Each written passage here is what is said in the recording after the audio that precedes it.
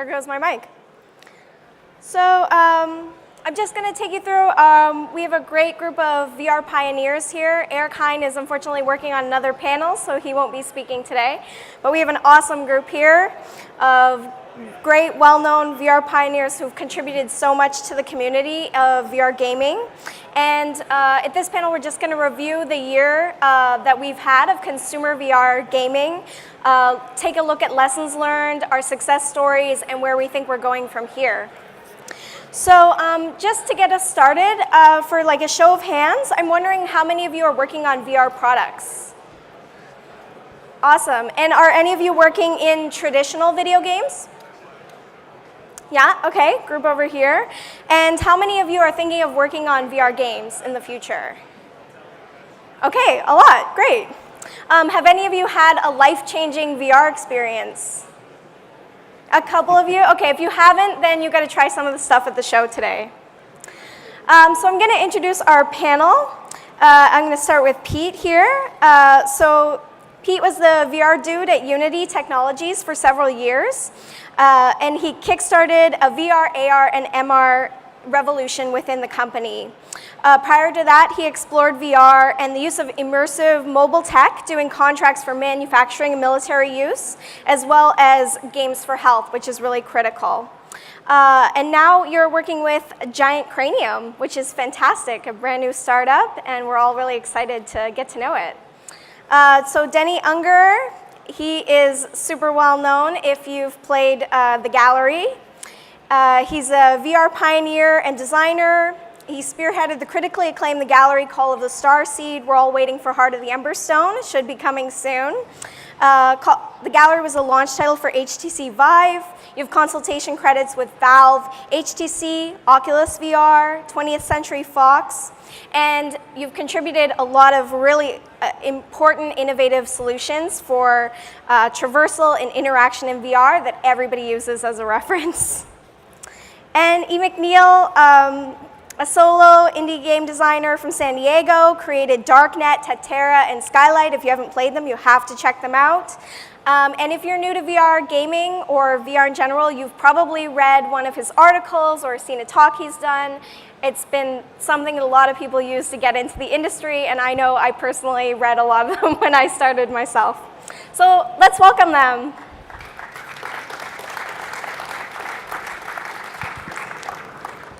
So just a few rapid questions to get us going.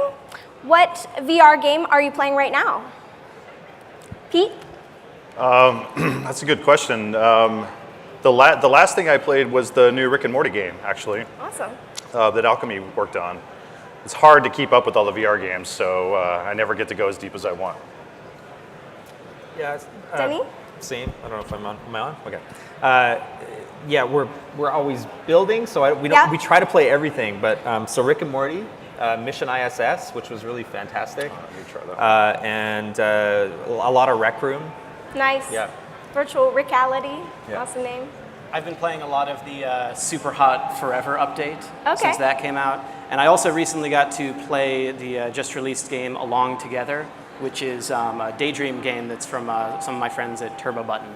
And Oh, I've been enjoying that. Kind of a really nice platformer. Yeah, Turbo Button, really awesome. So we're going to start out with some things that we've learned over the past year of consumer VR gaming. So first, I'm just going to ask you to plug something great. What is a game out there that you think everybody should try and why? I'm gonna go first here. I'm actually gonna say Gallery Call of the Starseed. Awesome. The reason is because I think it's got some of the best graphics out there. It's so well designed. There's so much going on, and honestly, I can't wait for episode 2. I'm not saying this because Denny's my friend. I'm saying this because I'm a huge fan of the game. Yeah. So if you haven't tried it, they even have a booth over here. I'm gonna try it right after this. I think the interaction in it and the teleportation is just so innovative and awesome. It's grounded in reality and beyond, and that's, I think, what's really nice about it. Yeah, absolutely. Well, thanks. I kind of would recommend two things.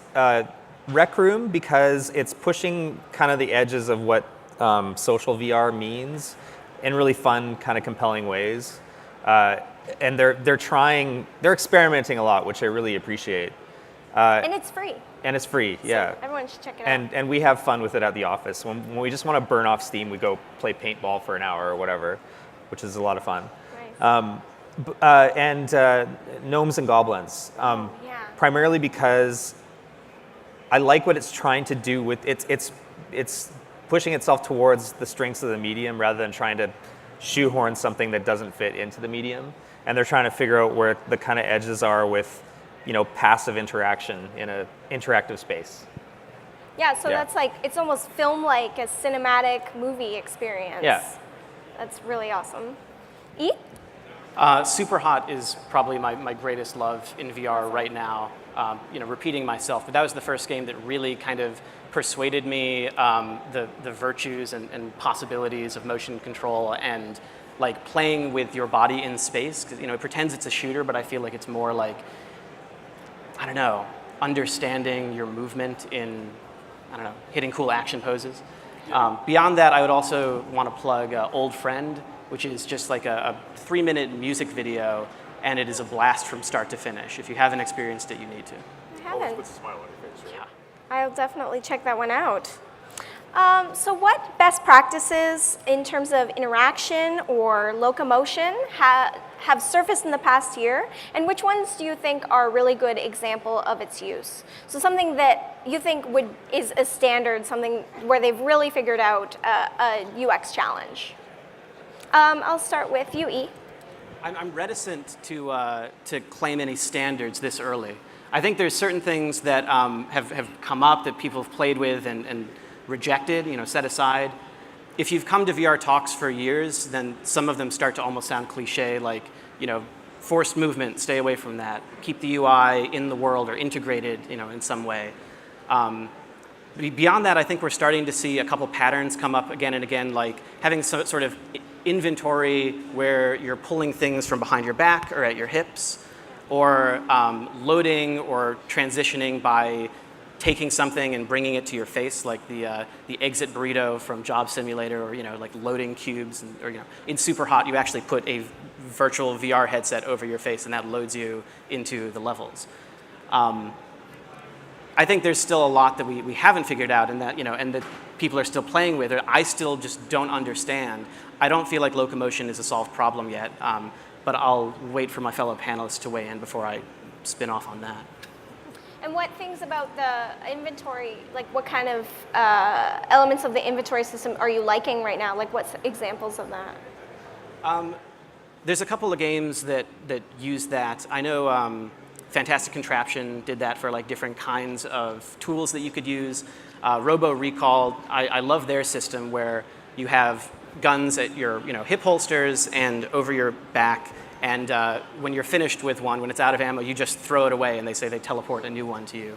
And I feel like that feels natural enough. And I have a friend who's starting playing around with like a hidden object game in VR, and that's immediately what he went to. Is like, oh, you find something and you put it in your backpack, and everybody sort of gets the metaphor. It feels natural. I'd be happy to find that in a VR game at this point, just because it feels like it's worked well enough, and I think that's how these standards develop. Denny? That's a really complicated question. I agree with a lot of what you said. So Locomotion, like we did VR comfort mode. First of all, we were trying to get rid of rotational vestibular problems where people would get sick by rotating artificially in a VR environment. And so we did these incremental snap turns. Then we did teleportation as a means to kind of push your entire room volume deeper into 3D space. But none of those things feel natural. So we haven't found the thing that people expect to experience in VR yet. And there's still a lot of work to do in figuring out a locomotion system that kind of is like a clean midway point between what people's expectation is versus what you can actually do without screwing up someone's inner ear and making them puke on their shoes. So VR locomotion is still a big challenge to crack. And we've got, the cool thing about what's happening right now is that VR locomotion and interaction design are at a starting point that everybody can jump onto and build experiences towards. But there is still a lot of work to make that stuff feel natural. Do you think in the past year we've seen a lot of growth in that area? If you think back to a year ago as to where we were, Yes. Do you think we've made a lot of steps forward?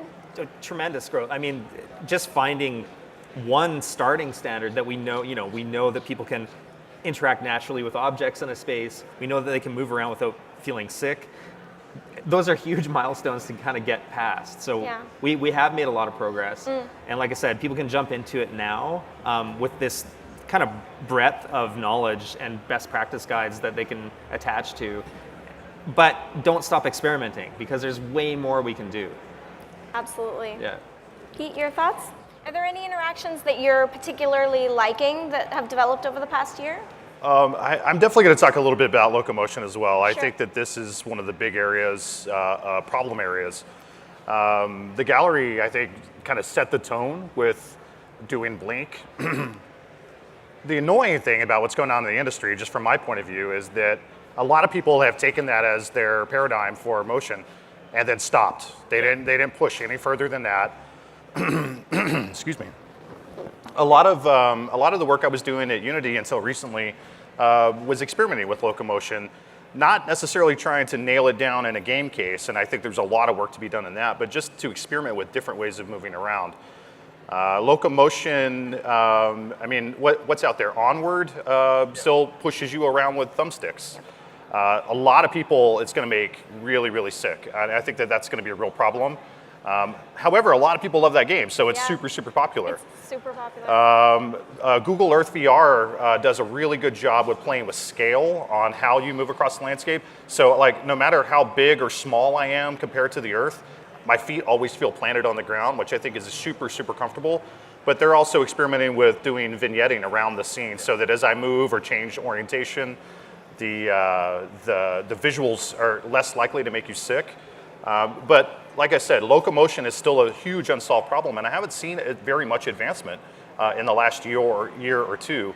One of the experiments, just to throw out an idea, that I was playing with the Unity, I've done a talk on this, so I'm confident revealing it to the world, as it were. We made a thing where you spawn a disk. There was this game called Bilestoad way back in the day, I think on a Commodore, that was our paradigm, and that you couldn't really walk around, but if you stood on this special disk, you could kind of move quickly. And effectively what you become is you become the thumbstick. So as you lean forward, that intention to lean forward and then you start moving forward, kind of like you're on a skateboard, an omnidirectional skateboard, feels very, very comfortable. And the fun thing is if you kind of lean into it and squat down like you're really going to go fast, we can actually accelerate you extremely fast. And it's not discomfort. It doesn't cause any discomfort. And the cool thing is as soon as you just stand up, bolt upright, everything stops. You have so much control. And this is just one mechanism that we've been looking at, but I've got a list of about 20 that I would love to experiment. I haven't even had the time to really dig into all of them yet. Can I comment on that? Yeah, of course. Yeah, I have 2 points on this. One of them is I think what we've developed so far with regard to Locomotion and probably most things in VR are sort of fallback solutions. So like, please go and if you have some weird idea, like try it out. I would never have guessed that that would be comfortable, but now that I hear it, I really want to try it. Yeah. And then, if it's a complete failure, if everybody gets sick, then you can go back to Blink or something like that, and whatever you need to do.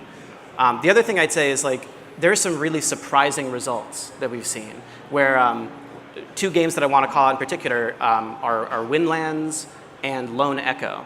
Windlands is a game where you're sort of swinging around this environment like Spider-Man, and watching it on a 2D screen, trying to imagine myself in that, I would imagine I would get sick immediately. It would be the worst experience in the world. Instead, I played for like a good 45 minutes straight and only had the slightest discomfort. And that's not going to be true for everybody, but it seems to be true for a surprising number of people. And then ditto for Lone Echo, which is a game not out yet, but I played a demo of it. You're in like a 0G environment, and you're sort of, you can grab onto the wall and sort of vault yourself around. You're throwing yourself around the room, bouncing around. Again, I would expect it to be absolutely awful. For me, I felt absolutely no discomfort. I've heard from some other people they felt some, but it's still less than I would expect. And it seems like there's weird rules. It's not quite hard and fast like any vection or any artificial motion will kill you. We're still trying to figure out what works, and it might be unintuitive, and it's, I think, worthy of experiment. I don't want to spend too much time on this because I know we're trying to move on, but so we've been doing a lot of experimentation at the studio, and Great. the two key things, if I can give anybody advice, are you want to gate vection based on acceleration. So we call it a vection portal at the studio.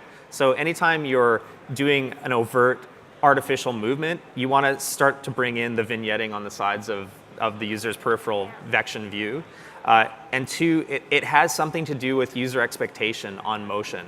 So if the user feels that they have complete control over the amount of acceleration that they're receiving, you've got a winning formula. So there's some really cool mid-ground that you can find between all of those techniques that will find this new magical locomotion technique. Yeah, the mid-ground, I think, I don't know if I'm on here. The mid-ground is, there we go. The mid-ground is, in my opinion, not just one technique. How do you travel now? You take a car, you park your car, you walk the rest of the way. There's a lot of different conveyances we go through in real life. You don't just get around by one method. And I think that the more you can bring in alternate modes so that you can create a more realistic, kind of fully enveloping experience will be there. I'm not suggesting everyone make a VR car or a Magic VR skateboard to get around or anything like that. But I think whatever you do is going to be dependent on the content you're creating, and also dependent on like how things work in that world. Yeah. So keep prototyping. Show us Definitely. your weird ideas, and we will, whenever we have time. I think Locomotion is something that every VR studio is constantly playing with. So hopefully we'll get a whole bunch of new interaction models soon. So how do you think familiar game genres are emerging in VR? And what genres are early successes, and what genres do you think will be unique to VR? Do you think there'll be any VR-specific genres, or will it still continue for a while to be kind of porting different genres into VR? And what do you think will be more successful? I don't know, is that too many questions? What genres do you think what genres are you seeing a lot of, and which ones do you think are going to be successful? Man, I mean, there's a ton of wave shooters. Not that I'm disparaging people who are doing wave shooters. It seems to be like this early, easy point for people to jump into it, but we need to expand way beyond that if we can as an industry. There's so much potential. One thing I'd like to see, I've said this before, but as a sort of a passive and not passive VR experience, I want to sit in my living room with my wife and my 2 kids, and I want to be on the wall with Legolas, and I want to see him shooting orcs, and I want that to be completely volumetric. And if my kids get bored, I want them to be able to get up and take a bow and arrow and start knocking off orcs. But the progression of that story never stops. There are so many ways to play with this medium that people haven't touched, or they're too scared to touch, or they're getting around some of the logistical problems of doing it that way. Personally, I don't feel like we've found the perfect format for the medium yet, and everybody's still trying to work that out. Everybody in this building is trying to figure out what that is. But it's not gaming, it's not movies, but there's some weird thing in between those two things. And figuring out what somebody will crack it. And it might be a Valve, it might be a Unity, who knows who it is, but it might be a small studio, like one of us. But it's something that doesn't exist yet. I haven't seen it yet, but people are trying to find what that is. Yeah, I think one thing to keep in mind is that we're not making games, not like we used to. So to call them games brings a lot of baggage to it. We're not making movies either. Movies and cinema has its own language, and it's developed for 100 years now to define what it is and how it works. We're, 4 or 5 years in at most on a new medium. And this new medium isn't even fully fleshed out yet. It's heavily mediated, so that's a key piece. The mediation is going to lessen over time. The more you can kind of get it down to glasses or contacts, if you think way out in the future, or hey, I'm all into implants and transhumanism as well, so who knows where it could go. But the thing is, like, we're grasping towards something. But I think in a lot of ways, if you compare it to cinema, we're in the silent, black and white, really grainy, no camera motion. Like, there's a lot of early things we can compare to, but we're not those things either. It's going to take time, and it's going to take a lot of exploration to solve this. But yeah, in the meantime, wave shooters galore. There's some great ones. I love them. I was excited recently to think about the idea of doing like a bullet hell game. And the funny thing is, there's one right there. I could see it right over there. Blasters of the Universe, I think it's called. I cannot wait to try it after this because in the old 2D days, I love bullet hell games. But I haven't found one in VR. I haven't found a way to make that work. So I'm eager to try that game so that I can compare it against maybe what I think it should be. But yeah, it's hard to talk about the genres that are going to match because when the very first film came out with a moving train that kind of moved into the screen, were people thinking about horror films then? I mean, they weren't. But horror is its own like subgenre in cinema right now, and that's just one of 25 that I can name. So you think we're going to discover the genres as we go? I think if the medium is going to survive, it has to speak on its own terms, and it has to inherently be what it is, and not try to be something else. There's going to be blending, and blending is a good thing to have. Yep. But it has to stand alone. It has to be its own thing. We're only just crawling right now. We've taken maybe a couple of baby steps in a few ideas, but we're not walking and we are not running in this medium yet. E, can I ask your thoughts? Because I know some of your games are games that we would traditionally see in other mediums that we're now playing in VR, and it's a new enhanced experience. So can you give us a little perspective on that? Yeah, Pete said, am I on? Pete said during his description, they're not games that comes with a lot of baggage. I came into this wanting to make games with all the baggage included. Like, if I can't make games in VR, I'll make games somewhere else. I'm here for the game stuff. To some extent, I think that has, had penalties on the games that I've made. Sort of looking back, and I'm, still buy my games, please. But, I think I'm guilty in a sense of taking, in my second game, Tactera, I want to make an RTS, and I want to do it in VR. And so I have miniature troops on a tabletop, and you're playing an RTS there. And that's become one of the genres that I've seen multiple games that have used that kind of format of it's like this other strategy game, we miniaturize it, we put it in VR. There's a good defense for that, which is it feels really cool. You can get right up in the action. It's like you're dealing with these little miniature figures. But the way that my thinking has evolved on that is more towards what Pete was describing, I think, of the VR genres having to stand on their own merits. And I want to call out sort of 3 unique appeals that I think VR can provide, not a complete list, but just how I'm thinking about it. One of them is the feeling of being in a space, which is, I think, what my game attempted to do. You're immersed in this world, everything is part of it. You're in this cool command center controlling your guys, and it feels very futuristic, et cetera. And there's lots of games that capture that and do really well with it. Another one is with motion control, with the Vive, Oculus Touch, playing with your body in space and the physical feeling of things.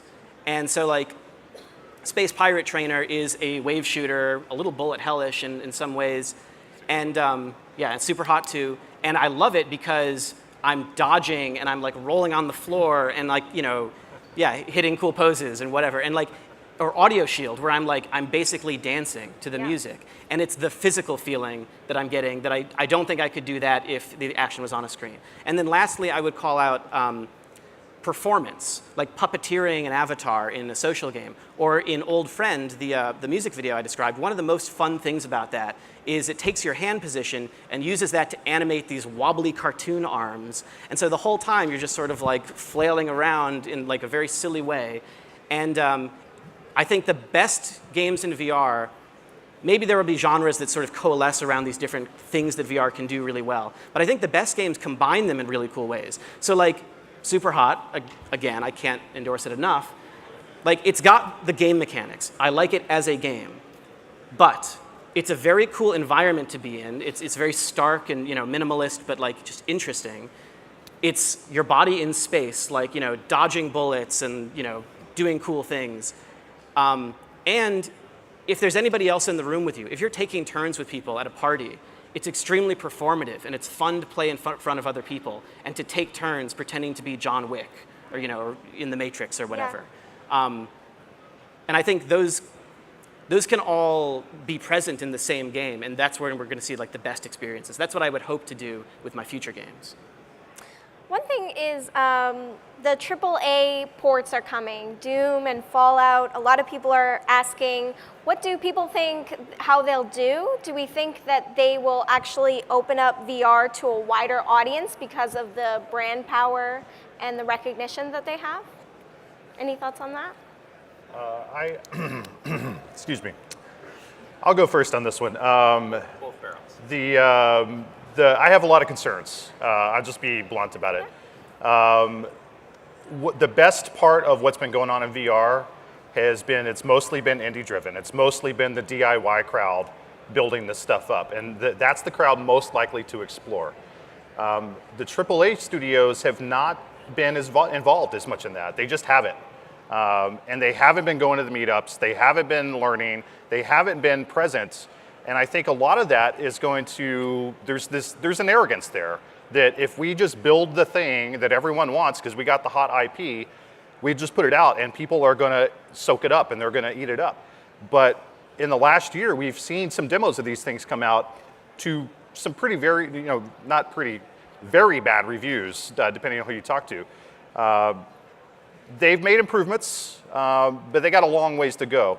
I think what's most exciting right now is that the leaders, the thought leaders in the space are not the big AAA studios. Those guys are following right now. It won't always be the case, and everyone wants to play Fallout and Doom. I do. I play both those games. They're great. But they would not be my go-to choice for VR right now. I will try them when they come out, and I'm hoping that I don't get nauseated, but I'm also, I'm a little hesitant because the reviews have been pretty poor so far. Yeah, I can only, am I on? I can't tell. Can you guys hear me? Hello? Hello? Yeah? There we go. Sorry. I can only kind of inflect what you just said. With one exception, I think obviously Valve, because they've kind of have a vested interest in this format taking off just in general. I think the 3 games that they're producing right now are going to establish what a AAA game is in VR, but it won't be a Fallout or a Doom. It'll be something that plays to the strengths of the medium. And I have all of the same concerns. And we've already seen it happen a few times where traditional game studios who have massive AAA budgets try to apply something to VR, and it fails miserably because every single system and every single discipline in video game design is affected by VR. You can't cleanly apply animation or storytelling or GUI design or locomotion or interaction from a 2D flat screen game to VR. It just does not work. And if that's the attitude you have going into it, you're going to create something that's terrible and it just doesn't work in the format. I think it's going to happen, like Pete says, but what is more likely to happen is that AAA studios are going to wait on the sidelines until all of these problems are figured out, and then they're going to jump in and go, okay, we get it. We'll do that thing. But I think Valve will be the first to kind of jump ahead of everybody and say, well, look, we've been doing this for a long time, and we kind of know what this should be. And that will be kind of the holy grail for developers, indie and AAA, to go, oh, that's what it should be. Shit. Yeah. Thank you, Valve. We look forward to it. Any thoughts on that? I agree with what's been said so far. Yeah. The titles are not naturally VR friendly. They're not designed for VR from the start. The companies have to learn from the mistakes that we've made so far.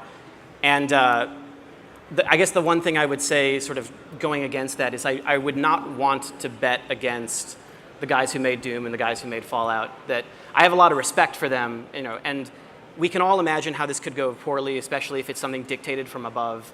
But I think it's entirely possible for a AAA team to apply themselves to really dig into it and to come out with something that does include the lessons that that has its own prototyping history that really surprises us. Do you think it's beneficial for you as VR creators for those brands to maybe not be the best example of VR games, but to actually grow the market using that kind of brand power? Maybe even for Valve to sort of take that and make something really awesome for people to play. But do you think it would be beneficial to grow the market for all of us to surface our games to more users? Well, yes and no, because the big problem is that if a AAA studio goes in kind of blindly and says, we're just going to adapt this and make it work for VR, and they don't pay attention to the kind of the rule sets that are established, they're going to hurt the VR industry. They're going to hurt the growth of VR. We've seen this to some degree with PlayStation. They've launched a bunch of hot titles that looked really fantastic, but they made people sick. So if that's your first experience in VR, it's probably your last experience in VR. So that's the thing that these studios should always be thinking about. That's true. So what does success mean to you in the VR landscape? How would you define success? Is it, obviously sales are important, but when you guys are indie creators, so are you looking to make your name for yourself in terms of doing something really interesting and innovative, something super fun, or something that's big and successful? It's all of the above. Yeah. I mean, there's success in my personal creative fulfillment, in bringing enjoyment to people, in feeling like I've advanced the medium, in surviving in this market. And if I can do at least a few of those things with a game, I can call it a success and move on. Ideally, the surviving part is always part of that, so that I can go on and make the next game and the next game. And that's the tricky part. But I don't know, we'll get into the business stuff in a bit, I'm sure. Denny, what's... Success to me is the market is still relatively small, so it's not about making a ton of cash. This is not if you're getting into VR development as a young studio, you're doing it because you believe that this market will be something eventually, and you're making an investment in what it will become. Yeah. And to do that in a way that gives me meaning means contributing to what the medium will be in the future, which means a lot of R&D, which means a lot of trying to find the kind of rough edges of what it is and where does it perfectly kind of fit in terms of building experiences for the format. And if we're doing a good job, it means that people are responding to what we've built. So we're always kind of keeping our ear to the ground with the community and trying to figure out whether we're hitting the right mark or what we have to fix or what we have to do differently. So I don't know, that's my success. That's great. That's great. Yeah, the market's evolving a lot and really, really fast. There's a lot of acceleration happening as well. I got a brand new startup. I'm in this space right now as me, not as Unity that I was before, partly because I feel like this is a really, really great time to get involved. In another 5 years, it'd also be a really great time to get involved, but you're going to be a little late to the game. Yeah. I think the folks getting involved right now are looking for success to be some of these early developers. To survive long enough, obviously it's a business, you got to survive. But on top of that, the other folks are going to catch up. If I think of success in the VR space, games, film, experiences, whatever it is, I think I'll know that we're there. So to back up for a moment, I travel quite a bit. I like to talk to people that are just gamers on the street because I want to get their experience. I talk to a lot of pros from behind the scenes, but I also want to know, what does the average Joe on the street think? So I like to talk to people who are self-professed gamers, and I ask them after they tell me about FIFA and how great it is and games like that, what do you think about VR? And I still get the, huh? Like, what is that? It's still very, very small, very niche, but it won't be that way. And I think in 5 years, even the average Joe on the street will have probably owned a headset, probably owned a few games, if not have already tried it. We're going to get there through install base in VR cafes. There's already a lot of them popping up. I live in Seattle. We just have a new one that just opened up called Portal. Portal, good name, right? Right. So as these things get off the ground, more and more people will get involved. So it's not just success for creatives, which that's a big part of it. It's not company success, but it's also industry success that we need to look towards and help build towards. What advances in technology are you really excited for? What things have been game changers, and what exciting things do you think are coming in the future? I think the game changer, in my opinion, is still agency with hand controls. It's going to expand. We've got like tracker pucks now that HTC is putting out, so you can put them on your toes and kind of get your body more involved. And I say this agency is a really critical part because not everyone's there, and some of the new headsets that are coming out explicitly don't have hand controls. So what are you going to do? Just look around? Are you going to use your Xbox controller to move around? I don't think that that's viable. So even some of the new players coming on the market aren't they're not up to speed yet. They're not fully there. And I think that those are the critical pieces. It's not just about your eyes and head and getting the one-to-one motion down. It really comes down to how involved am I in this other world. And the more we can do of that, the better. That's awesome. Yeah, we worked with Valve on their new Valve VR prototype controller, which is kind of like this clasp that goes here, and then it's got some proximity detection for your fingers and all that stuff. We did a demo for them for that product, and the hands are going to be kind of where it's at for the short term, and building in extra fidelity for hand presence in VR is still super important. Haptics for hands is also another wave that I can kind of see in the short-term future happening. I'm excited about that. I'm really excited about body persistence, and so we've got Vive trackers at the studio, and like Pete said, we're putting them on our body because that opens up entirely new windows on gameplay and just general mechanics. Like I can suddenly do, I can do an Indiana Jones puzzle where I'm stepping on tiles on the floor and trying to avoid things, and it just opens up a whole new language for game design. Eye tracking is another really interesting and critical component that all VR manufacturers are kind of trying to work towards. Like, where is the user looking on the HMD? Because then you can target, interaction design based on where the look persistence is, or you can do foveated rendering and increase performance and increase resolution in that sweet spot. I'm really interested in general body haptics, and that's more of like a far term kind of like 5 to 10 year thing, but I think we'll get to like Ready Player One style full body haptics in that time period, and that's exciting. Sweet. Because, and I also galvanic stimulation of the inner ear. That's another huge one. I know that Samsung was investing a bunch of money into that research so that you can actually feel those artificial accelerations even though you're not moving. Even though we don't know if it's going to cook your brain yet, but that one's exciting to me because once it's paired with all of these systems, then suddenly the user is deeply engaged in where they are and what they're feeling in a way that we're just not there yet. Yeah. I don't know about that last one, but otherwise I agree with everything you guys have said. I think, the thing that I'm hoping for the most is wire or positional tracking on mobile headsets. Because I've made all my games for Gear VR to begin with. I love the accessibility of that platform, and I just wish that I could move around, get my hands actually moving around, more than just like the laser pointer control. It's such a good point because the Gear VR is the entry point for so many people into VR, so it's great to focus on that space. Another point you mentioned about the Haptics Fest, I think one of the most exciting things I've ever read about VR was reading about the Void, and about how when you went through a portal, you could feel the portal ripple across your body, and I mean, book me a ticket to Utah. I have not been yet, but I am so excited for it. Yeah, I went to the Void last year and had the chance to try the Ghostbusters experience. Oh, awesome. And their Mayan temple Song of the Snake. I can't remember what they call it, but it's this Mayan temple. It's super awesome. And they actually add in a lot of other systems that we haven't even mentioned here on stage, one of which is redirected walking. How big of an area do you need? Turns out if you can trick the brain into making people walk around in circles and they don't know it. So I traversed this entire Mayan temple. When Slimer, the ghost from Ghostbusters, he went through me, I was slimed. I felt him go through me because they have a haptic vest, and it started in the front and went through my body to the rear and I felt it. Blew my freaking mind. And I've seen a lot of this stuff out there, so you think after a while you're going to get jaded, but the cool thing is the advancements keep happening, and it's hard to stay jaded. In fact, if you're jaded, get out of this industry. You're in the wrong place. Awesome.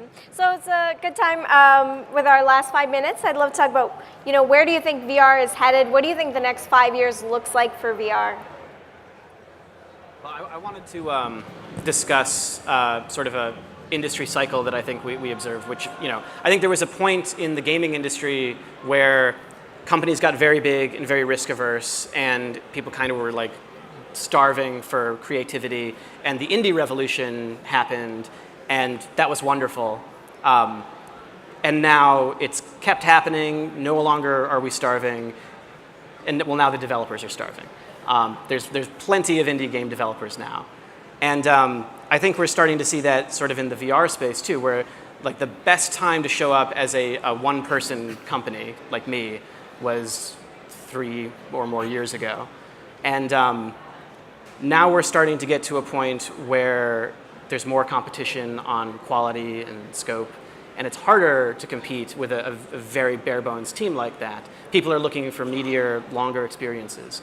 And so I think we're sort of transitioning towards like the medium-sized companies being best suited. And I don't know exactly how I'm going to adapt to that reality, but I expect that that's kind of the pattern that we'll start to see in the VR world. Yeah. Denny? I kind of see a fracture point happening really soon where it's entertainment versus the metaverse. There's a bunch of companies kind of competing to be the first on the block that says, we can all exist in VR and do our jobs in VR, or have social interactions in VR in different ways. Facebook is dumping insane amounts of money into that ideal, and a number of other companies are as well. But you also will have this kind of pure entertainment play where it's location-based, it's home-based, but it's just about digesting content, having these kind of passive, lightly interactive experiences and/or games in the format. And as those two things grow, the level of fidelity that the user feels in terms of them being in the space is going to increase. And I think the other big push in the kind of short term will be user capture. Getting as much of you into the experience as they can will be another big hardware push. So, like Oculus was dumping a bunch of money into tracking upper facial movements inside the headset. So they're getting all of this, interaction with your eyelids blinking and your eyebrows moving up and down. And Google is trying to display that on the outside Yeah. of the headset in mixed reality now. Putting sensors in the padding so that they're capturing all that data, putting cameras underneath the headset so they're capturing mouth movements so that you can bring emotion into social VR experiences. And then, just the whole inside-out tracking, what that means for body capture, hand capture, all of that stuff. I think all of that stuff is going to kind of homogenize at some point.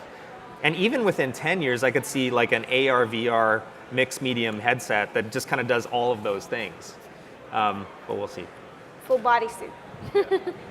Yeah, I'm definitely one of the folks calling it XR now, because it's not just VR, it's not AR, it's not MR. It's really, there's a continuum. To me, the entire continuum we're calling XR. And I think that's going to become a lot more apparent when the inside-out tracking hits. You talk about Gear VR. I got to try the Samsung reference hardware. They're never going to make a headset. Well, maybe they will. I don't know. But I got to try it. I got to walk around Megazords at GDC, and it's the first time I've done that on a mobile device. So in 5 years, the cable jacked into the back of your skull is going to be pulled loose. We're going to be moving around. Probably in the next year or two, we're going to be there. But yeah, I think the next big push is going to be on increased agency in these worlds, increased representation of you, because that's a really, really key piece. It's so important. But also, if you're building the metaverse, we're building another world. We're building like a million other worlds. I think they're going to work together a lot more, but that's going to require content creators to be just chugging along, making as much content as they can. And that's the real challenge. Small teams, it takes a lot. It takes a ton of resources to build even what is considered in the industry a small thing. To build the really large things is going to take hundreds of thousands of people all working towards the common goal. We don't have the common goal yet, but I think it's really misty, it's really foggy out there, but there is some paths starting to appear, and people are starting to walk down those paths. It's still going to take 5 or 10 years before I could say we're there. I don't know, let's check back in 5 or 10 years and see where we're at. I guess one of the benefits is that the VR community, because it is indie and small, it is still extremely collaborative. And so even though we can't build all of those together, we are such a collaborative industry. So anyone who's thinking of getting involved, like jump online, talk to people, ask questions. Everyone has been so great in helping each other and sharing each other's work and being supportive. So on that note, thank you so much for coming today, E, Denny, and Pete. Thank you. It's been a great panel. Thanks for having me. Thank you, everyone.